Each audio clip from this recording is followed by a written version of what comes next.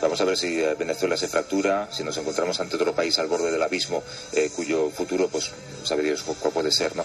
Y lo vamos a intentar saber con Eduardo Rodríguez Bale, que es abogado especialista en Derecho Internacional Económico y de la Integración de la Universidad Central de Venezuela. Eduardo, buenos días. Buenos días, allá en España, ¿cómo estás? Te agradezco que estés despierto, porque allí creo que son las 8:30 de la mañana, las 8:30 son aquí, las 3:30 de la madrugada. ¿El gobierno de Nicolás Maduro ha dejado de funcionar, Eduardo? Bueno, esa pregunta podríamos hablar de dos perspectivas, ¿no? Como gobierno, el gobierno ha dejado de cumplir los fines del Estado. Es un gobierno que no garantiza el orden público. El año pasado hubo más de 24.000 homicidios en Venezuela. Es el segundo país más peligroso del mundo, según el Consejo de Seguridad Pública Mexicano, una ONG mexicano. Es el quinto país con alto índice de secuestro en el mundo. Es un país que no garantiza los servicios básicos. El año pasado hubo 534 apagones en toda Venezuela, más de uno por día, ¿no? Es un país es un régimen que desde Chávez se encargó de destruir la producción nacional y la empresa privada, y por lo tanto depende netamente de las importaciones. Ahorita agotó su reserva de dólares. Y tenemos una gran escasez en el sector alimenticio, en los hospitales no se consigue medicina, las condiciones son muy malas. Por ejemplo, no se consiguen 6 reactivos o químicos para el tratamiento de cáncer, unidades de diálisis están cerrando, no se consigue retrovirales para pacientes con SIDA. Entonces es un país que está colapsando. Eso no necesariamente, en mi criterio, se traduce en una debilidad del régimen, porque tenemos que aclarar desde un principio que en Venezuela no hay democracia. Tenemos un régimen que no se puede catalogar democrático porque no cumple con ninguno de los principios del Estado de Derecho. Es un régimen donde no hay elecciones libres, plurales y justas, donde no se respetan los derechos humanos, donde los poderes públicos están controlados absolutamente por el régimen, por el poder ejecutivo. Es un régimen que está manejado por una camarilla de militares y empresarios corruptos que se sirven de Venezuela para saquearla y ponen sus intereses al servicio de Cuba. Es muy triste decir que Venezuela es un país casi colonia de Cuba, ¿no? Entonces, yo creo que esta debilidad en la ejecución del gobierno no necesariamente se traduce en que el régimen pueda terminar, a pesar de estar muy débil. Yo creo que con la represión que está llevando a cabo este régimen se puede mantener un tiempo más, y precisamente esta represión es la que estamos viendo en estos días, ¿no? Pero Eduardo, digamos, en el otro lado tenemos la oposición, que también hay críticas sobre ella. Muchos de los partidos, o dos de los principales partidos de la oposición, son herederos de aquellos partidos que saquearon Venezuela durante 40 años. ¿Cómo pueden ellos presentarse como futuro del país? Bueno, yo creo que el futuro es que ese principalmente el discurso de Chávez puede destruir el legado histórico de los 40 años de la democracia pasada.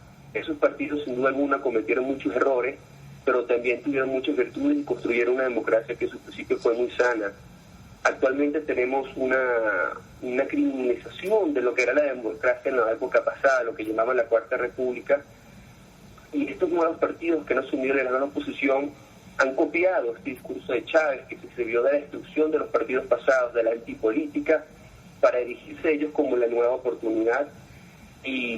Y bueno, tenemos unos partidos opositores los que están, digamos, más de moda en Venezuela, son partidos muy jóvenes, con mucha inexperiencia y con una formación política que dista un poco de lo que de la altura que se necesita hoy en día para entender la gravedad de la crisis venezolana y actuar en consecuencia. Por ejemplo, yo creo que la oposición está dividida en dos grandes bloques: el bloque de la MUD, que para ellos esto no es una dictadura, esto es un mal gobierno simplemente, y existe otros bloques, que el otro bloque dice que esto es precisamente una dictadura y que es legítimo y es un deber moral, un imperativo moral salir de este régimen porque está violando los principios del Estado de Derecho, y para eso no se necesita ser mayoría o minoría, porque los principios son innegociables y precisamente el Estado de Derecho existe para garantizar la libertad del individuo y su libertad frente a las mayorías. Por eso que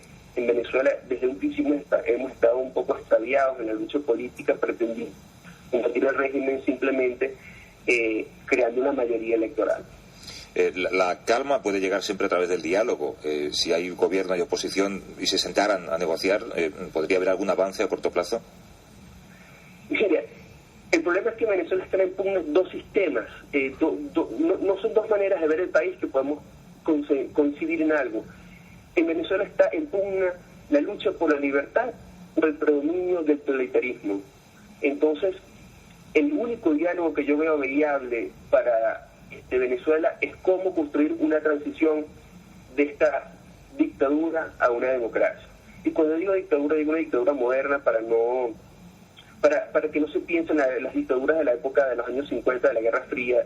Ese tipo de dictaduras latinoamericanas ya no existen, ¿no? Esta es una nueva forma de dictadura que se sirve de un discurso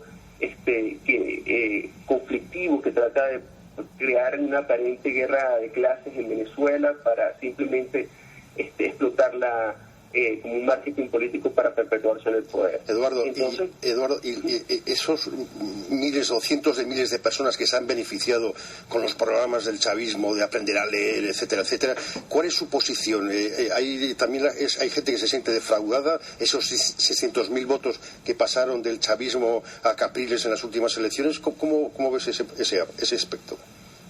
Mira, y de todo, se dice que el chavismo cuenta con un 30% de base dura, que gente que va, independientemente de lo que haga el gobierno, cuentan con ello. Hay mucha otra gente que ha votado por el gobierno intimidada porque forma parte de misiones. Las misiones son programas sociales que creó el gobierno para otorgar apartamentos, para otorgar becas, ese tipo de cosas. Y como en Venezuela más del 50% de las personas dudan que el voto es secreto, a la hora de votar su voto está condicionado, no es un voto libre, y por lo tanto esa influye en que el gobierno tenga mucha votación coaccionada, ¿no? Yo sí creo que la mala gestión de este gobierno ha generado mucha inconformidad dentro de sus filas, y precisamente eso se ha traducido en que el gobierno se ha servido sobre todo del poder electoral, del Consejo Nacional Electoral, para permanecer en el poder. Hablábamos antes de cómo se pide el cierre de CNN en español. Maduro también ha cortado la señal de la cadena colombiana NTN 24 horas que cubría los enfrentamientos. Hay 11 diarios que han sido obligados a cerrar por falta de recursos. Háblanos, Eduardo, si se puede ejercer el periodismo ahora mismo allí.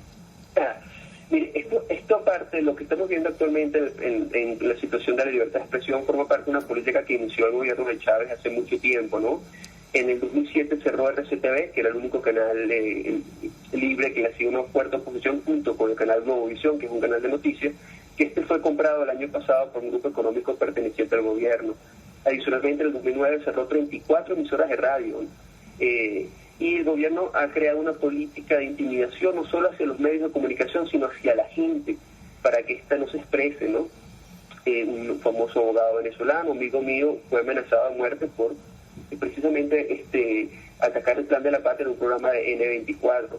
En estos últimos días, en febrero, 17 periodistas han sido lesionados, según la ONG Espacio Público, por cubrir esta situación. Yo creo que en Venezuela una de las cosas que más es complicado actualmente es saber lo que está ocurriendo realmente, porque toda la información se basa en el ejercicio periodístico de los ciudadanos, que son quienes a través de las redes sociales son los que están informando. Claro. Y es muy difícil filtrar toda esta información, yo la de rumores de un país tan polarizado, y tratar de traer aquí la cifra de lo que realmente está ocurriendo, y sin caer en los extremos. Claro. ¿No? Es muy difícil tratar de filtrar la información. Bueno, pues Eduardo Rodríguez Bale, que es abogado especialista en Derecho Internacional Económico y de la Integración de la Universidad Central de Venezuela, que nos ha hablado en directo desde allí. Eduardo, te lo agradezco mucho. Un abrazo fuerte y suerte. Muchísimas gracias. Hasta luego.